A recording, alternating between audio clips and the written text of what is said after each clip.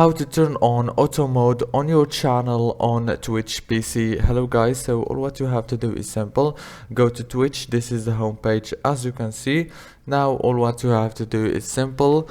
Go here to the top corner, click on your channel and go down to settings. After you click on settings, now all what you have to do is click here on channel and videos and go down to moderation right here. As you can see, click on it and it will take you to this page. Right here you will find many options. As you can see, click on auto mode here, and now as you can see, click on turn on auto mode and it's turned on successfully.